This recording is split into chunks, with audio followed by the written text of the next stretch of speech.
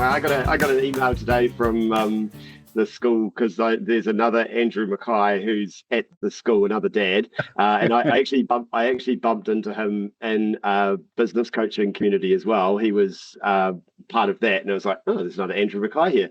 And then find that our kids are at school together. So I got an email saying, oh, congratulations, your son's made the hockey team. I was like, shit, I didn't even know he played hockey.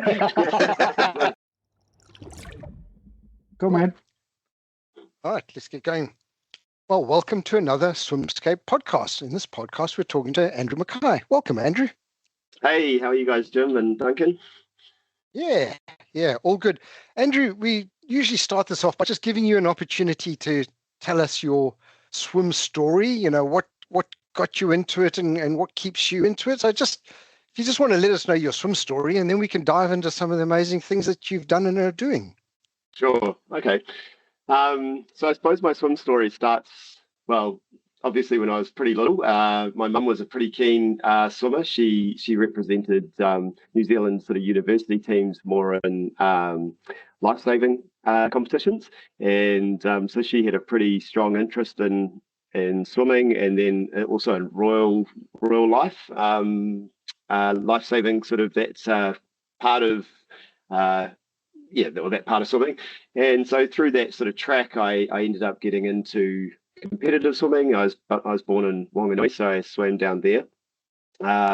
Moved through a couple of squads through there, and then moved to Dunedin. And moved to Dunedin when I was about 14. So then went under the Duncan Lang's umbrella, which was during the heydays of Daniel Loader's era.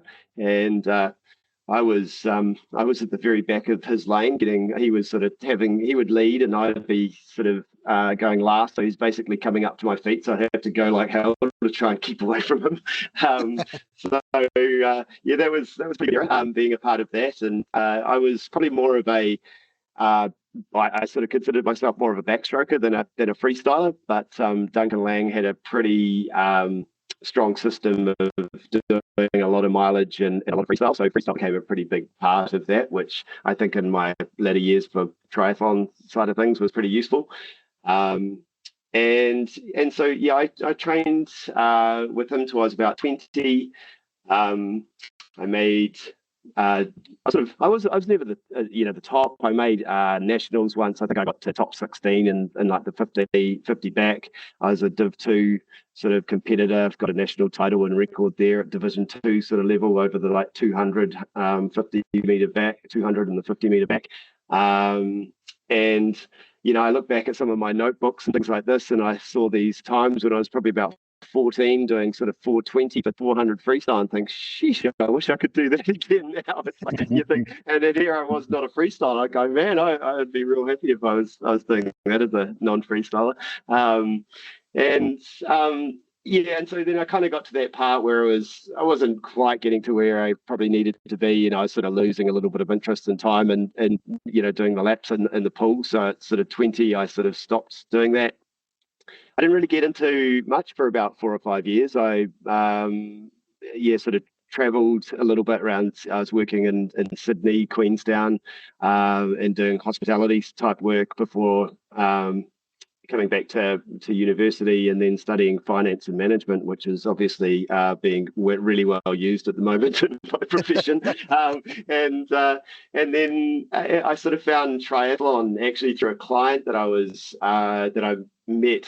They were it actually wasn't specifically triathlon, but she was doing the coast to coast. I was like, oh, what's that all about? And anyway, I looked at that. I was like, oh, can't afford a kayak and a bike, but maybe I can get a bike. And then sort of triathlon came about. So then I sort of found that passion to get back in the water again and start swimming.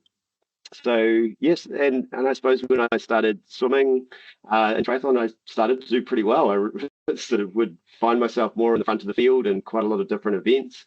And I initially raced in the sort of age group levels before, I think in about 2007 and 8, I travelled to and from Australia doing, it was called the Step Half Ironman series, which was kind of like, it's basically the 70.3. They're all the 70.3 races before 70.3s existed, and travelled over there each month and did a race, and usually would lead out of the water most of those events. And yeah, I suppose the pinnacle for me was qualifying for Hawaii, the Ironman in 2009 at Ironman New Zealand, and I was lucky enough at that time to qualify in the pro field. So this was back in the day where you didn't have to run around the world and get top 50 or sort of in the respective categories to sort of try and get a spot there. It was all the roll down process, and I kind of had looked ahead, and it was like there was a lot of people who weren't going to take spots and already had spots, and I was like, oh well, that's good enough for me. I'll take it. So and yeah, so that was probably one of the key things that I do love. Even though I had a terrible race over there, I really enjoyed the training for it, the camaraderie with other triathletes that were competing and training together. And then it's sort of, I suppose, sorry, it's a very long story, right? And then I suppose the coaching part was always actually evolving through that time as well. And I suppose when I finished Hawaii, I was broke, and I sort of realised that there was a massive gap between where I was and potentially making any money in the sport, and so quite happily to sort of just disappear a little bit into just more enjoying the sport and not so worried about sort of trying to compete at the highest level. And yeah, and so then my coaching sort of just grew and grew and grew. And then in 2012, I went full time and started coaching triathlon, and then the swimming part of things was obviously an area of interest for me. So started to do that I got actually Ellie Boggs had the pool that I was working at, and then Ellie, she hated the commute into the town, so she gave up the pool and I grabbed it and then started coaching there, and I haven't sort of looked back. It's been a really great sort of resource to be able to support other athletes. Join SwimScape in collaboration with Mairangi Bay Surf Lifesaving Club for the Winter Swim Series. You can do a 500-meter swim for $10 or a 2,000-meter swim for $25. Come and experience the cold in a safe and controlled environment, and share some laughs and shivers after within the clubhouse for some coffee. Enter at swimscape.co.nz. That's pretty cool. What pool is it that you work at? So I'm in a little corporate health club in level 8 of the SAP Tower on the corner of Wyndham Street and Queen Street. So it's 151 Health Club, and there's a little 2-lane pool there. And yeah, most people who turn up there go, "Wow, this is pretty cool." And yeah, it's just a nice little pool. I get a lane I coach there on 1 day a week, and people just come in, have their time in the water with me, coach them, and they can shoot back to the office and go back to work. It's amazing to think that there's a pool 8 stories up. That's right. Yeah. It's a really neat facility, actually. Yeah. 25 meters. Yeah, 25 meters. Yeah, it's like a big bathtub, to be quite honest. It's not like there's walls on either side. So if you're swimming fast, like I have a 1 day a week swim squad that swim there, and if you've got 12 people in the lane, or 6 in each lane, it can be like an open water swim in there when they swimming along. The bowling's going from left to right. Yeah. Definitely, right. You should see it when they start doing breaststroke, and all of a sudden you've actually got a tidal wave coming over the end of the pool. That's very cool. Yeah. Okay, so obviously you're not a swim coach per se. You're a triathlon coach, which is. No, the people that I'm coaching in the pool are definitely they're swimmers, they're triathletes, but they're adults mainly. They're adults, and I mean I've listened to a few of your other crew that have come in and talked to you as well. It's quite similar. Adults are on their own journey to self-fulfilling their own level of levels and ability, and I get a chance to sort of support them with that. Got you. But you coach running and the bike as well, right?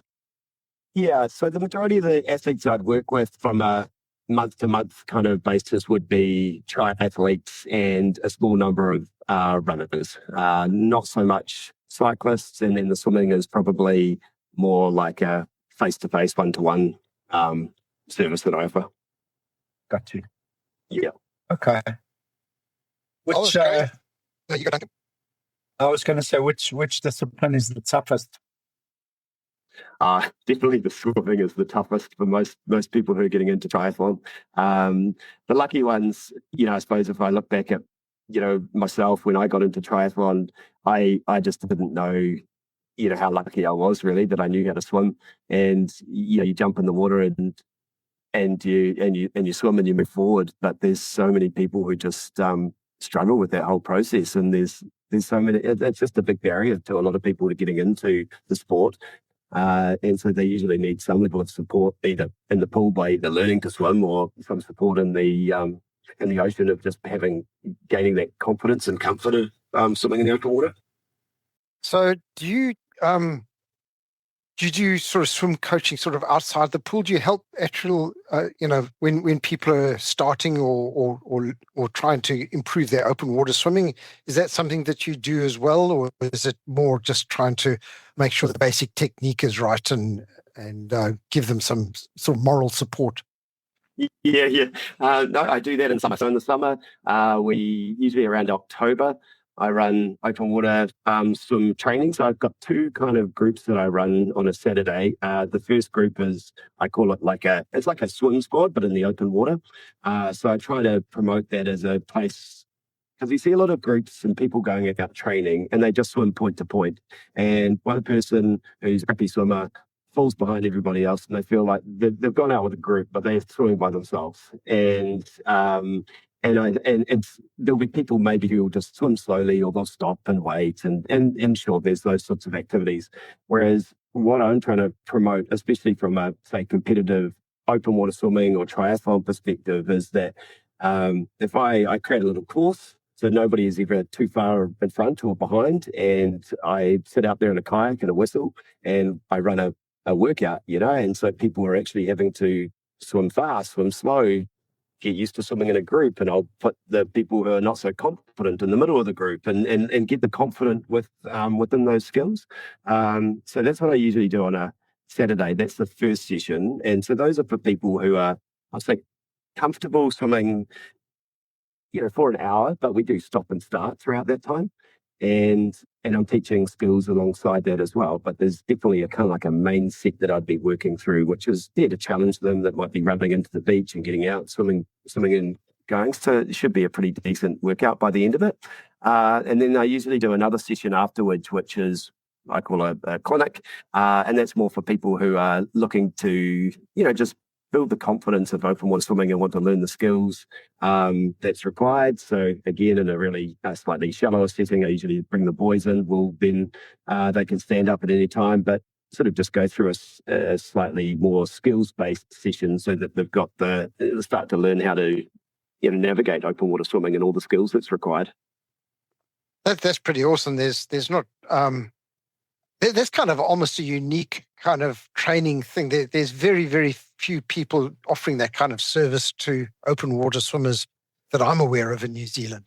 Yeah, that's right. Yeah, I don't think there's. I actually, when I was training, Mark Watson was my coach at one stage, and he used to do these at Takapuna Beach. And I tell you what, it was just the who's who of swimming was there. There would be Brent Foster, Hamish Carter, there would be all these big names, and it would be just all on. And oh my gosh, it was such a good session.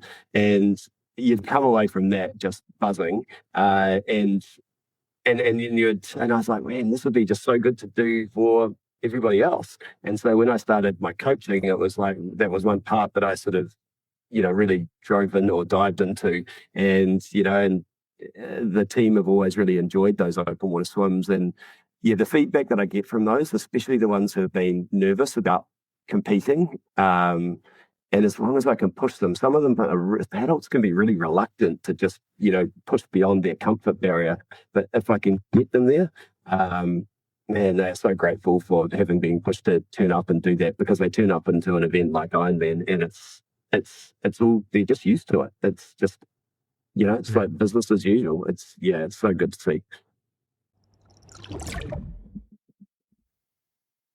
Hey team, SwimScape offers Auckland Triple Crown, which consists of 3 swims, the SETI Triangle, which is a beginner's 14-kilometer swim. Then there's the Rangitoto, iconic 20-kilometer swim around the Rangitoto volcano. And to round it up, there's the Tui to Waiheke swim of 24 kilometers. Sign up and book your slot. Is there a massive difference between sort of these newbies, new to the sport that are now going to go and do Ironman, for example?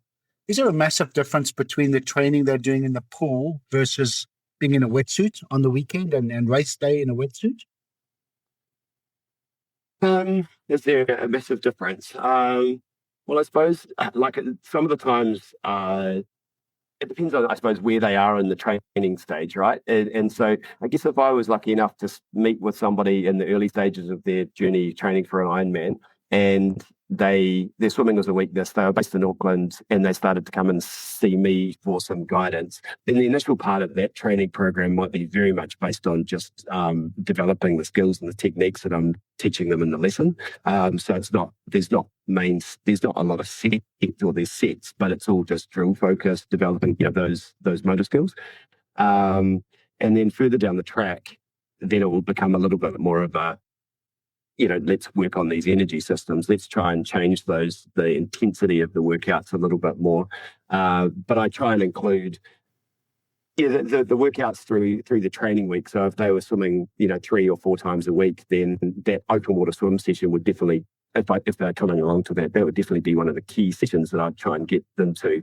And then after the training load through a weekend, those earlier sessions in the week might be a little bit lighter, a little bit easier, maybe more pull buoy or paddles, so they're just deloading a little bit. It's also just seeing what people like. I guess I try to think about everyone's time, right? Everyone's pretty time poor.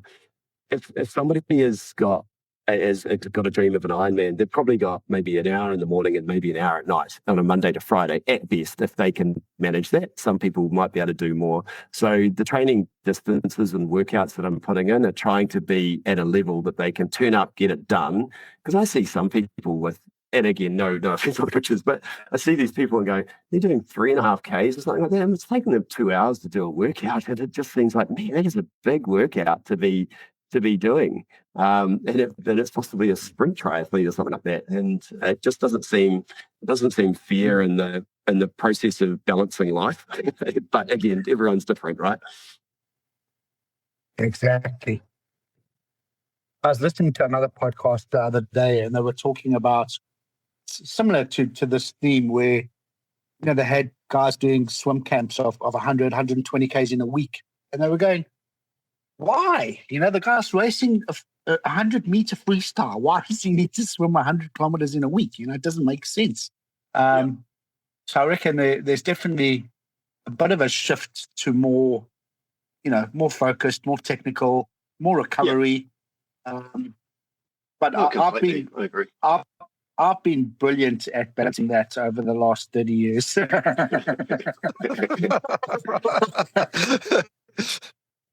I'll just randomly take 3 days off just because my recovery is important to me.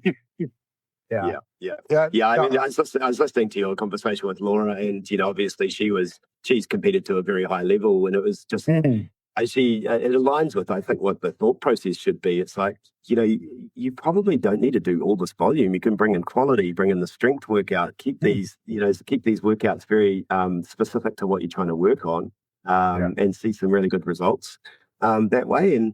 But it's so tricky because you see just the coaches who are on the side of the pool are being taught by their coaches who it's just this consistent process that have gone through as mileage and mileage and mileage. But it just seems so unfair, right? To think about, when I think about the number of hours I spent in the pool for a 50 or a 200 backstroke, and you're going, Duncan would have us. We would do those weeks that you're just talking about. We had this 2-week block over summer, usually January, I think it was, and we used to man, we covered some mileage. You know, it was not uncommon to turn up and look at the whiteboard and see a 10 at the bottom and go, okay, we're doing 10,000 meters here. And that was the second session today of the day, or the first, and then there was a 6K one in the other time. And you just go, wow. Yeah, it's just crazy. It's like, yeah, if you're training for the English Channel, that sort of makes sense to a degree, but even 100Ks for the English Channel doesn't make sense to me. And I guess maybe you get your technique, perfect because of all of the time spent in the water. Maybe you get really strong mentally and physically, I guess, endurance-wise. But there's so many kids like yourself who get to 18, 19 and then just disappear from the sport because, I don't know how fun 100Ks a week is. Anyway. Dust off the cobwebs on Saturday the 28th of November with our annual 1201 mile charity swim event at Waikiki Beach Torbay. This year we will be partnering up with the unbelievable team at Kenzie's Gift, which supports the mental health of tamariki navigating the death of a parent or sibling, or serious illness in their whānau.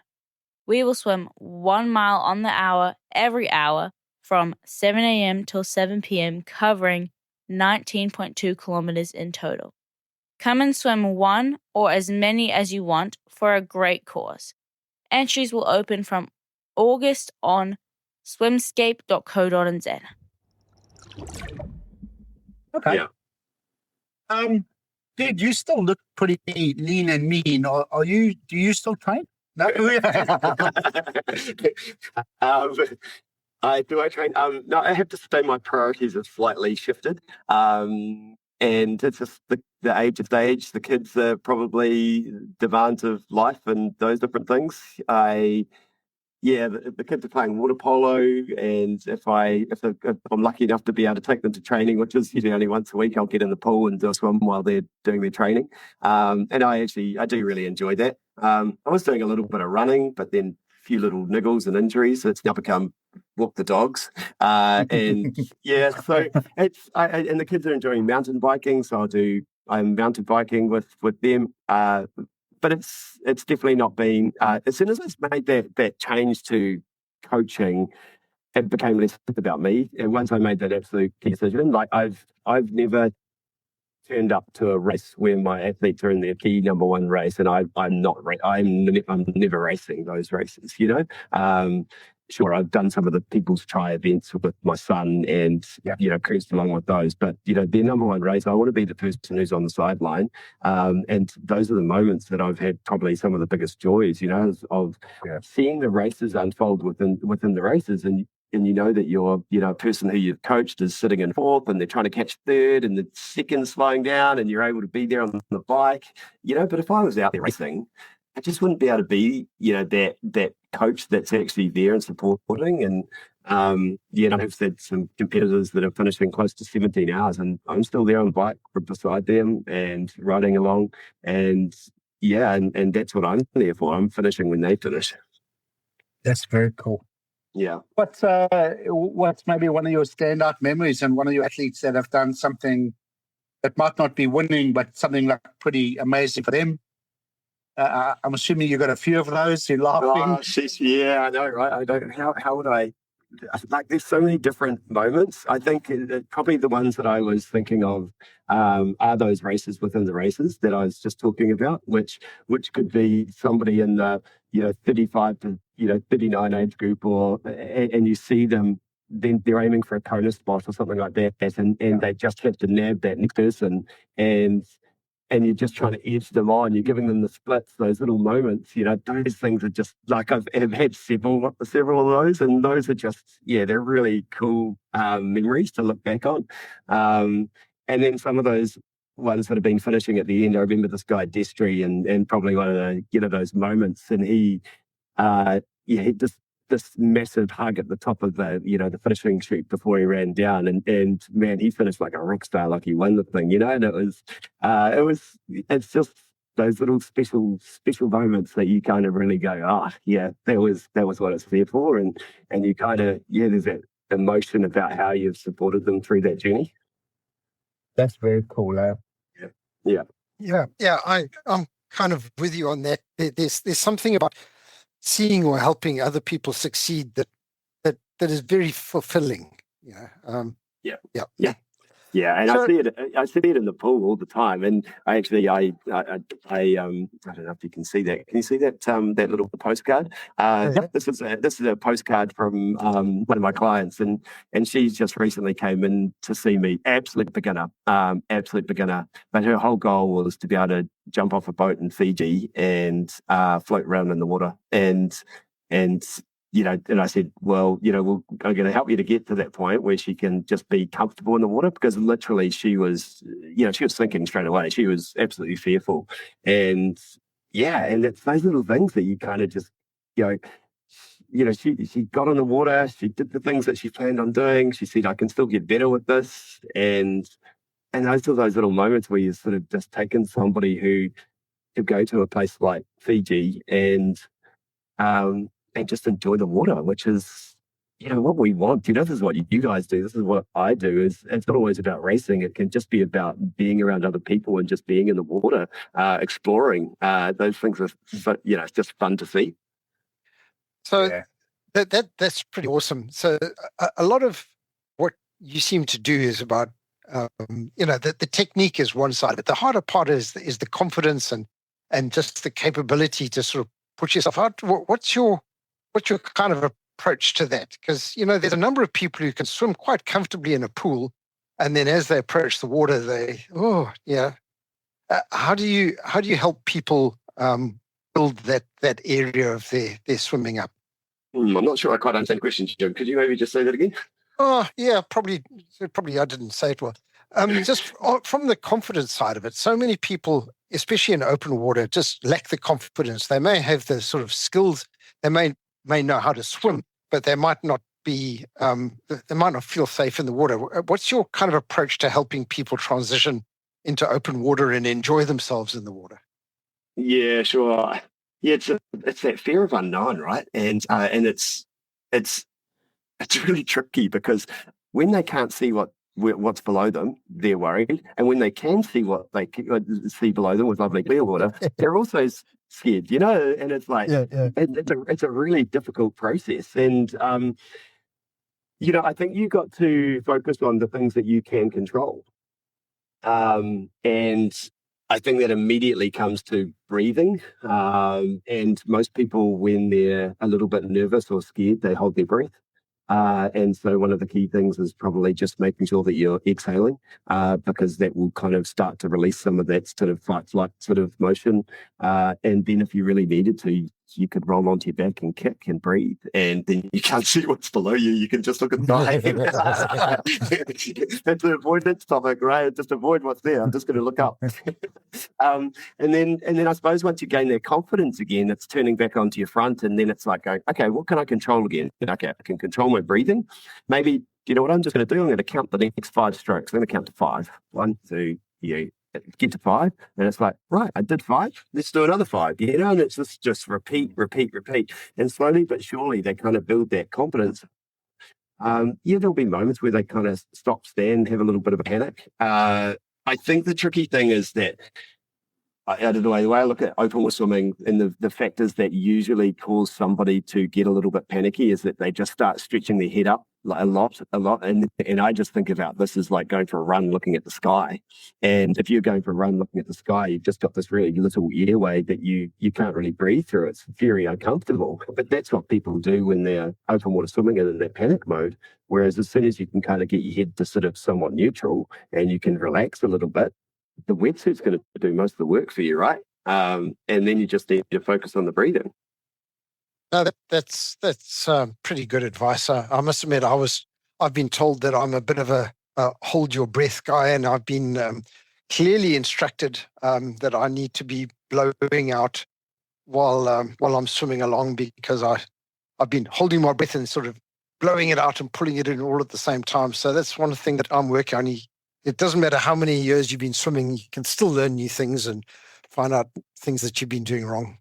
Yeah, I think that's such a key point, because and that conversation I had with because I do my swim lessons on Wednesdays, and so I had that same conversation probably with at least 3 or 4 people, and I call it like the 80-20 rule, and it's like, so you hold maybe 80% of the you can exhale around 80% of the air, but always hold a little bit, like 20%.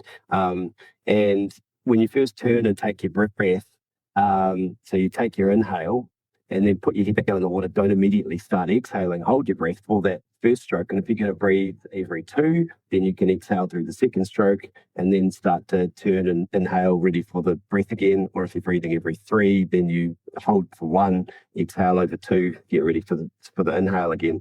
And I think as soon as, and again, I try to talk to people with things of reference that they understand. It's like, we don't sit here while we're talking to one another and go and hold our breath and then suddenly go and exhale and inhale again, do we? So why are we doing that in the water?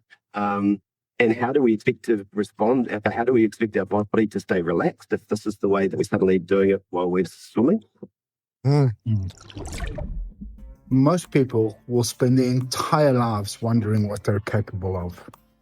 Not you. You were not meant for the ordinary. Because years from now, your grandkids won't ask you about the weekends you stayed at home.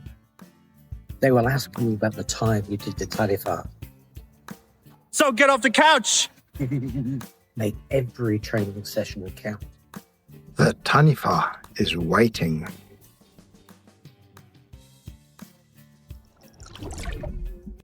So, have you, and you need to be honest now, have you ever had somebody turn up for swimming lessons and your natural instinct is to just go, mate, I think you should join the golf club?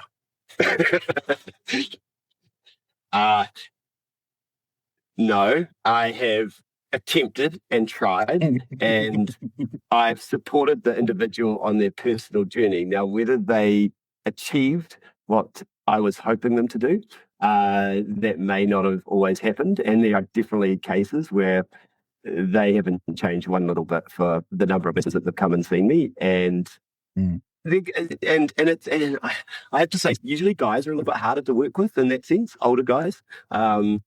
And they tend to be a little bit more stubborn. They're just not quite as relaxed. They're more forceful in the water in comparison to females. You've just described Jim. Yeah. 100%.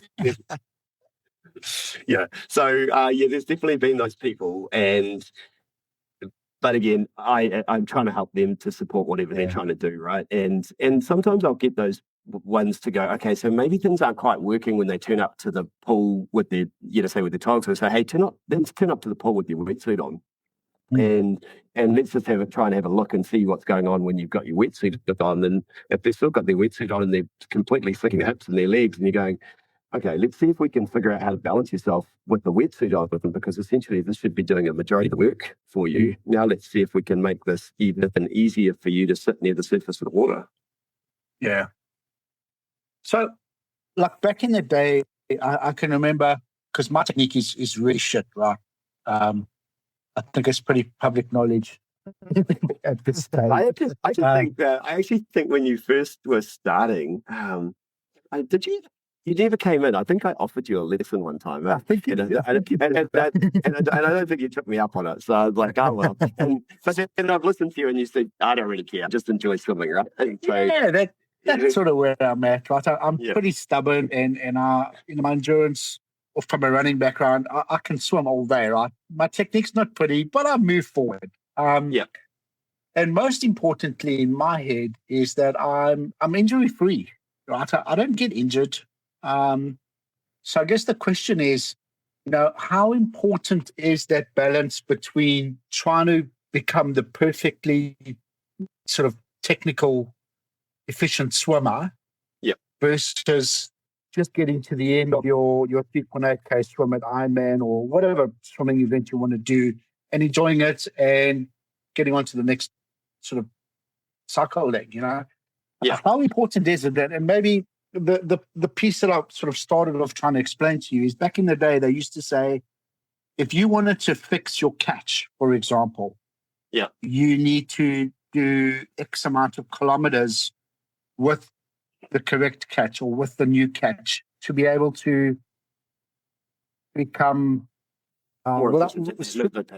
swimming without really trying to have that technique in mind, to become natural with it. How does that all work?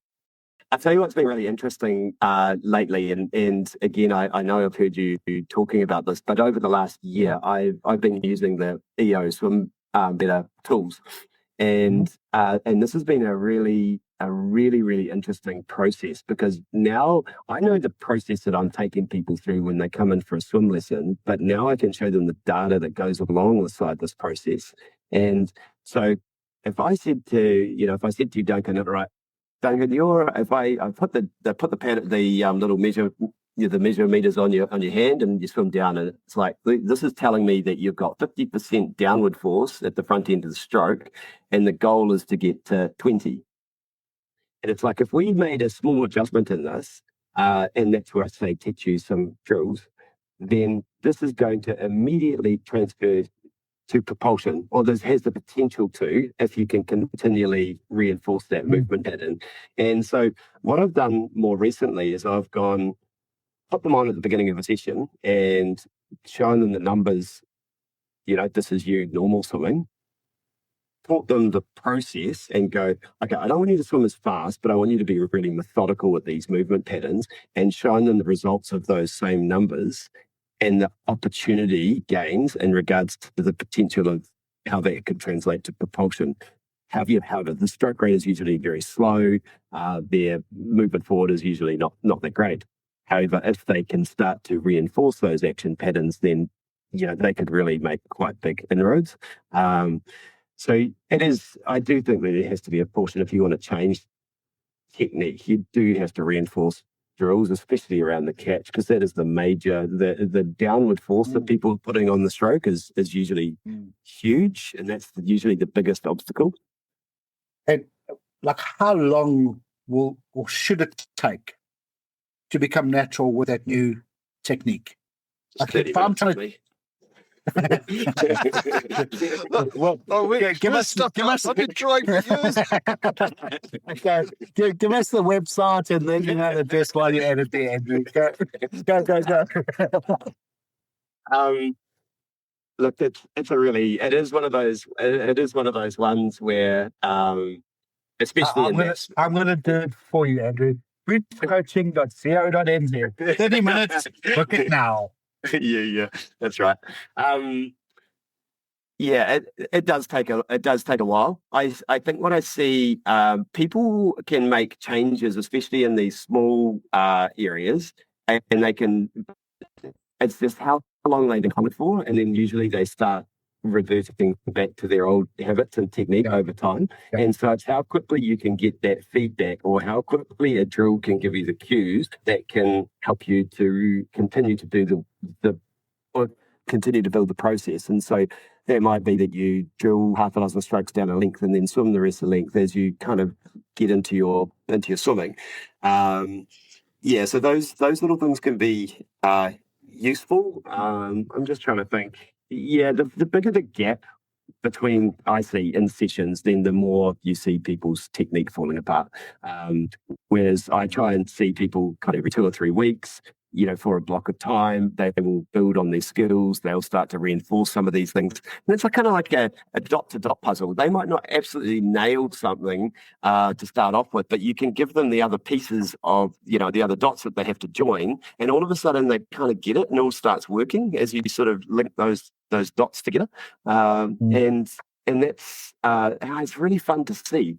And but sometimes you just don't know how that one person is going to work. Sometimes, man, you're struggling with a dot, but you're going, I think I'll just move past that dot because they're not really getting it, and maybe I'll just kind of see if they get to the next stage, and they suddenly do.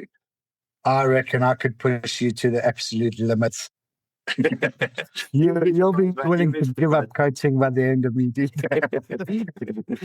haven't seen what I have seen. I've literally stood in the water. I've had people come in, and I remember one client in particular, and I literally held their hand while they stood in the pool. It's not even. It wasn't even a dating service, you know. That's too funny.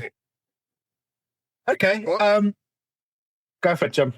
Well, I've been looking at your website, and I have to say it's one of the best swimming websites that I've ever looked at. The amount of resources and advice you can just get by going through your website is quite impressive. So, absolute hats off to you for putting out some really good information for people out there. Well, thanks, Jim. Yeah. I think it's one of the parts, and look, at when people come in for their swim lessons, there's way more than this. You know, they get an access to a whole back-end membership resource that gives them the step-by-step guide on how to make those improvements. And that's the process I take them through. But at the same time, there's information that's readily available out there, and you just have to be able to go and find it. But if I can sort of offer some of that stuff in one place, I have a cool little resource which I call the 7 Secrets to Swimming Success, which is I think it's got so many key little things in there, and it's through my membership site, and you can just go and understand all the key open water skills you need to do. It gives you the basics of what to do when you need to want to learn swimming, start swimming. It talks about some of the key things you need to be thinking about when you turn up to events, and it's just these little reminders that if people actually took the time to kind of read through those different things, they go, oh, this is actually really useful, and they're a lot clearer when they turn up to do events or go training or understand the process that they're going to go through. Take on the ultimate challenge with a solo 20-kilometer swim around the iconic Rangitoto Island.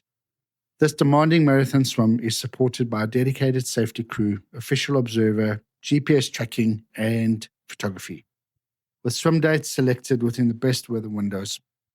Suitable for both wetsuits and skins swimmers, this is one of New Zealand's toughest open water achievements, with only a handful of successful solo completions.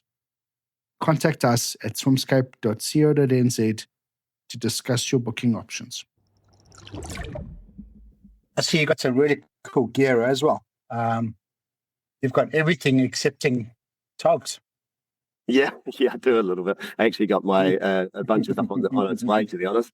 I tell you, the stretch cords, I don't know if anyone else has got those, but they were very popular over COVID. I sold out. I had them for years, and they were sitting around. I was like, these stretch cords they're kind of sitting in the garage, and then COVID came around, and it was like, boom, gone. And it was like, oh, man, I'm glad I had all those. Nice.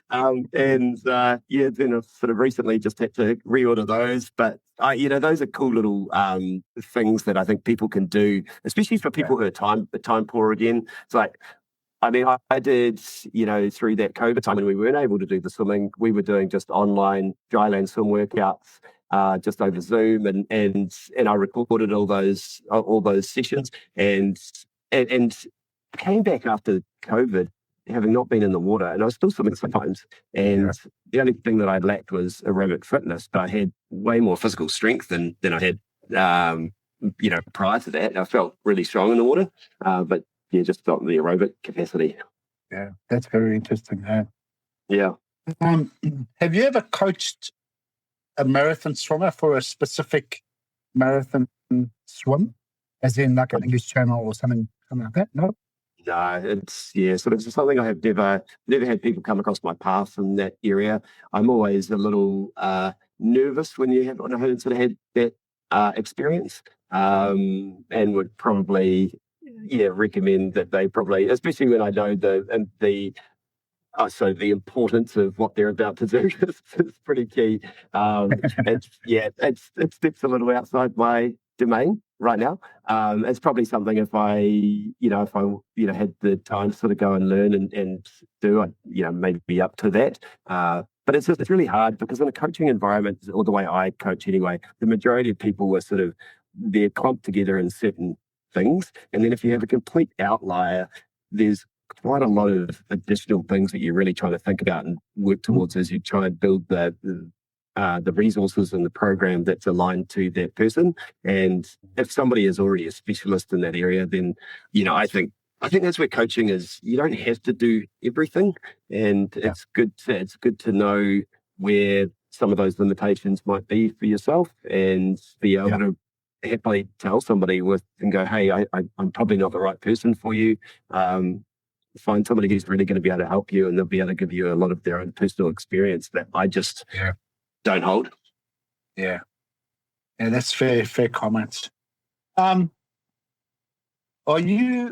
your days are really full, and you've got how many kids have you got now? 2 kids? 2, yes, 14 and 11. And they're water polo players, yes. Are they? Yeah, they enjoy playing water polo. Let's just say that. All right, cool, man. And they didn't make the school hockey team. There was somebody else. No. Yeah, that's right. Yes, the other Andrew Mackay. Let's give him credit. His kids are doing well at the hockey. What's your recommendation to balance life, family, Ironman training, kids, a job, nutrition, mental health? I'm assuming that's part of what you coach as well, right? Yeah, I think it's about finding as best as you can routines, but also just not being too caught up in having to follow that all the time. There's always going to be seasons for different things. I think we're both talking about, work at different times, and, say for you right now, you're saying it's really, really busy, really hectic, and those things are going to pull you at various times more than, it's going to pull you away from, say, maybe the training, and that's going to be prioritized. And then there'll be other times where the season of work is just a little bit more balanced. You go, actually, I can push those season training a little bit more. I think it's always, I think everyone's different in how they approach it, especially when they've got, young kids. I enjoy having the time around the family, and it was challenging in the beginning when I first started my business, because I was still coaching and going out and doing a lot of training with the team, and all of a sudden I was working 5 days a week, and then also going out on Saturday training with the group as well, and that started to create a little bit more strain and stress. So again, you've just got to create that balance that's going to work for the family unit as well. I usually do ask people if they've got young kids or this husband or wife, and it's like, have you actually talk to the other person about what this entails, and have you got sign off on this, and do they really know what this is about? Some people have because it's a really, you don't want them to go 2-3 months down the track and go, hey, this isn't really working. It's like, I want to help you to get towards your goal, but I want you to also achieve the other elements of your life. But and if they go, yes, this is it, then go, also tell me what those limitations are. Is it, every Friday you have to have off? Is it, these evenings you have to have off to go to the kids' sports or be around? And so that might mean some training adjustments just to make sure it continues to work for them. Yeah. Yeah. What's the minimum amount of work you need to do to complete an Ironman? And I'm asking for a friend. The minimum, like, are you talking hours wise? I guess hours, or what's the least amount of swimming, running, and cycling that you need to get through in a week, or a 3 months training block before Ironman to get through it? Yeah, I suppose if you were to look at it in a fairly balanced way, you could go 3 swims, 3 bikes, 3 runs, and you could throw in a bit more of a brick, which might have a swim bike run type of thing, which would be included as maybe an extra swim and an extra run. Everyone's a little different. I suppose I guess the way I like to coach is that I want them to have no surprises on race day. So then some of those training volumes that I might push them to early on, especially if they're willing, will be to make sure that race day is just like a training day. It's like, oh, I've done this before. I've gone through this process, and so that could be, but in the early stages of a training program, that could be 8 to 10 hours to 12 hours. And then, at the very peak of the training program, that could be 18 or 20 hours. But the thing that I just want to highlight here is, or the way that I approach this, is that the Monday to Friday, if people run a normal working week, that doesn't really change. Like that's the way I coach it anyway. It doesn't really change. The hours don't change, but the only thing that's suddenly changing is potentially the longer ride or the longer run, or the other aspects that come into the weekend when the time is a little bit more available. And then the rest of it is staying as balanced as you possibly can, and hoping that, again, that balance of work and family and life and training is all kind of working, that you can continue on with that routine. That sounds so sensible. It just makes sense, right? Yeah. But, actually there was, when I first started, one of my coaches that I had, he used to put me, I was working a sales job, and he'd have me down for a 3-hour ride in the morning, and I'd be getting up at 4 o'clock in the morning and almost falling asleep on the air bars. I was like, this is stupid. It's like I can't even operate at that time to do a 3-hour ride and then have to go to work. So those training, I guess you learn from those experiences on how you're going to create the philosophies of your own coaching methods. So just sort of leading on from that, we've talked a lot about, how you coach and help other people, but I'm also interested in how you develop sort of as a coach, whether you sort of had sort of mentors or how you sort of did it. Are you completely self-taught, or how you got to be the coach that you are today? Yeah, great question. I think I've learned a lot from the coaches that I've worked with. I learned what they did well, and also learned what they didn't do so well. And I guess I've taken different elements of the things that I personally experienced to develop my own methodology around that. I have done some coaching qualifications, the Try and Z level 2 coaching, Ironman which I don't think they run anymore, but they have done those, Training Peak certifications. So I've kind of done some general coaching certification courses. But then as it came into the specifics of swimming, it's been really self-taught. And I don't know if anyone in New Zealand would have done maybe the volume of one-on-one lessons that I would have done. And that has been I guess I've just really felt like I've developed a really strong system that I now know how to develop an individual in a real process. And it's really interesting. I can still remember the first lessons that I took, and I was still in the mindset of being a swimmer. And it's like, I was straight into the yard, like, let's do this, let's, change these actions and do these things. And I was almost still coaching the old S-style swimming coaching stuff, because that was when I still existed. And I was like, oh, these things have changed a little bit. And now that I've kind of gone further and further, and not only, I suppose, dug into different resources, looked into, other coaching methods, and then really learned how to develop an individual, then that process, I think, has been very self-taught and delivered through the people I've had the opportunity to work with. I think, without sort of, patting myself on the own back, I think I've got a pretty good system of doing that. And most of the feedback that I get from people, they kind of understand it, because I break it down into really small, specific chunks that they can go away and work on. And it's usually, like the analogies that I use, the different ways of trying to explain things, people get it, but they just have to be able to do it, which is always the tricky part. Oh, that's very interesting. Yeah. It's easier to get coached to swim than it is to get coached to coach. Yeah, correct. Yeah. I think I've always also had I've had a strong interest in, I've loved business as such as well. So a lot of the mentors and people that I've used, I've used business coaches a lot.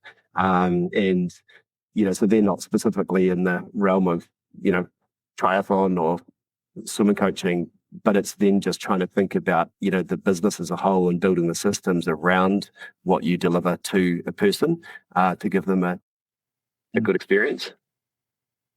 Well, it certainly seems to me like you're getting it right. I've only heard good things from people that you've worked with, so you're certainly doing something right. Yeah. Thanks, Jim. Yeah. As I say, I'm pretty lucky with the people that I get to work with, and I have a lot of fun with the people that I get to see, and they're all really good, open-minded, swimmers that are just, they're there for fun and they're there to learn, and they, and I just have, there's a lot of fun that we have at the pool. I think I had a look yesterday, 14 Ks I walked up and down the side of the pool, 25 Ks. I was like, oh my gosh. And then some days it's up to about 17 or 18 Ks of 25 meter, 25 meters. So they're big days of talking to people in the water. Mm-hmm. Jim just wants you to hold his hand, I think. I told you, I actually got to open up that dating service, so I'll add that as another. Maybe before we start winding down, what's the general health of triathlon in New Zealand at the moment? Maybe, I guess, with the number of competitions and the price of entry, and Yeah, it's I had a bit of a chat actually with the Ironman team. It was quite a few months ago, back around sort of April. I think it's actually pretty buoyant at the moment. There's a lot of, I'll say, young influencer type that are coming into it. And they're coming into it, often, it's like the running surge. The running's just, everyone into running. Running's cool to do, whereas before running was kind of, you might have done it, but it's, and as the people go from running, they go, okay, well, what's the next thing that I can do? Triathlon's one of those things. And it's just that question, is that person who's, turning up to start running in their 20s or, and they're kind of young and into this, they go, oh, that's right, I kind of gave up my swim lessons when I was 8, and so then it's like, that will be the key factor of how far they dive into that triathlon piece. I think the challenge that they have at the moment is trying to get those people to commit not just to one race, but to more, not one season. The 70.3 kind of distance is, I think is super, super popular. And it's a fairly achievable distance for most people to get their head around. Ironman's a little bit more of a bigger beast to tackle. But yeah, I think it's pretty positive. I mean, the majority of the people that I'm working with is probably 40, and beyond. And I've got a small selection in their sort of late 20s, early 30s. But I also think there's the AI generation as well that are all coming in and all self-coached and I think that they've got created their own, Claude code and developing all this sort of stuff. And I think it'll be an interesting, and it'll just be interesting over the next few years how much more that's, or how many more people are actually using that self-coaching mechanism. And yeah, I just still think that's that personal touch of being able to talk to a coach and have real-time feedback and experience, which I don't think you're going to get from a Chat Gemini or ChatGPT. And also just, I guess, being surrounded by like-minded people and experiencing that first ocean swim with a group, for example, or a ride, whatever the case might be. You're never going to get that right alone. No, that's right. And, I think the one thing, and this is what you guys are obviously really good at as well, is the one thing that I think, the people are still craving is community and the ability to turn up and do things together with other like-minded people and just have fun. And you can be of any level and, ability and still go out there and be a part of a community and be accepted. And I think that's a key part. Whereas, and to be honest, those are the memories that we all have, right? We, like if I reflect on my own, training journey, it was those hard days of, training in a group and, getting spat out the back when you're running out of drink and diving into a dairy to have a Coke and a pie and groveling your way back to home and all those sort of things. But you do that with a group, you can share a story about it and laugh and have, give them banter about it. Those are the moments. Whereas if you're doing it all solo, you just kind of got no banter, no one to bounce those things off. Well, I fully agree with you. I actually 100%. Think that I'm not really a swimmer. I'm actually a coffee drinker that is quite committed to drinking coffee with other swimmers. Mate, I'm pretty sure that's the only reason the people who turn up to my swim squad on a Wednesday come, because they go for breakfast and coffee afterwards. They don't really care about the swim. They don't care about the swim squad. It's like, no, when is it 7 o'clock so we can go to breakfast and have a coffee and go to work? Andrew, thank you so much for joining us. It's been pretty cool. I've learned a couple of things, which has been pretty cool. Yeah, I'm still looking forward to coming for a swim lesson, though. I'm definitely going to reconsider that and maybe push it back up on top of the agenda. Jim goes for some coaching, and it's done him so much good. Maybe we should have a bit of a banter between the two different coaches and see who can get these two old farts up ahead of the game. Yeah, no problem. Thank you both. Yeah, it's been good to have a chat to you, and all the best with this new event that I see that you guys are doing. This sounds really interesting as well. That's intriguing, I think. Which I hope that's all coming together well. Which one is this? The Taniwha? Yeah, the Taniwha. It looks good. Hi, my name is Caitlin O'Reilly. I'm the youngest person to have completed the Ocean 7 Challenge. If this really cool podcast has helped you learn something new, maybe it's introduced you to new swimmers, made you smile, then please take the opportunity to subscribe to Duncan and Jim's channel. I'm sure they would absolutely appreciate all your support. Cheers. Thanks, Caitlin. As always, you can give us feedback on our Instagram account at SwimScape Adventures, or send us an email at info@swimscape.co.nz. We'll always appreciate hearing from you. Anyway, we'll speak to you sometime soon.